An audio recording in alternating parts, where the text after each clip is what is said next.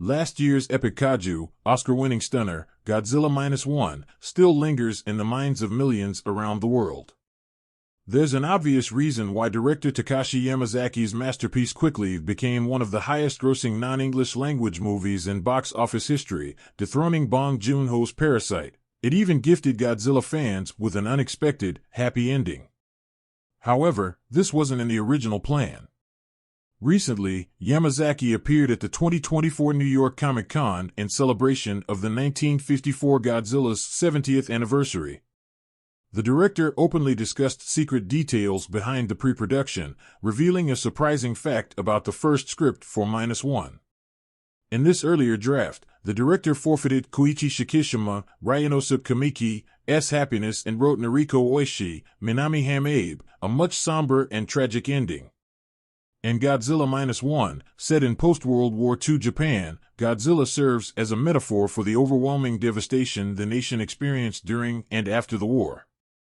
According to CBR, Takashi Yamazaki envisioned a much darker ending for Noriko, a key character to the story's protagonist. The director revealed at New York Comic-Con 2024 that his initial drafts included Noriko's tragic death, where she was to die from the injuries Godzilla inflicted on her in the Ginza attack. The plan was for Noriko's death to heighten Koichi's feelings of guilt and loss, providing a sense of personal devastation that paralleled Japan's crisis. This alternative ending initially aligned with the film's somber tone. The narrative places Koichi in a world teetering on the brink of ruin, with Godzilla representing both a literal and symbolic force of terror. Noriko's death would underscore the toll taken on those left behind, pushing Koichi into a space of existential despair.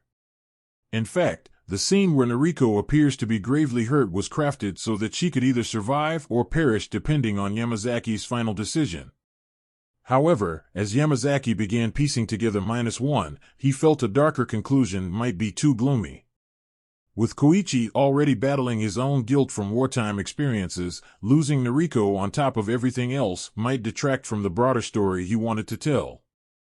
Yamazaki's change to let Noriko survive transformed her role from a symbol of loss to a beacon of hope. The choice to keep Noriko alive brings out Koichi's resilience, as he must now reconcile his past mistakes with the possibility of a future, a script that mirrors Japan's post-war recovery. Instead of merely chronicling death, Godzilla Minus One becomes a story about facing unimaginable hardship and still finding the strength to move forward. For Koichi, having Noriko alive means he has someone to return to, grounding his character arc in a way that balances the bleakness with a sliver of optimism. Rather than sinking fully into darkness, the revised ending allows for a message of endurance, showing that even amidst ruin, life can, and does, persist. For fans of the Godzilla, Yamazaki's decision to balance despair with happiness added a new humanistic dimension to the film. Rather than focusing solely on destruction, Minus One emphasizes the psychological cost of survival and the courage it takes to be a hero. Koichi's chance at redemption is rooted in his relationship with Noriko, representing a shift from portraying Godzilla solely as a monster to a more nuanced figure of adversity that can be overcome. Ultimately, the director's final change deepens the story's emotional resonance, inviting a moment of reflection on themes of loss, survival, and rebuilding. By allowing Koichi to find happiness with Noriko, Yamazaki gives audiences a powerful message. While catastrophe is often unavoidable, it doesn't have to consume us entirely.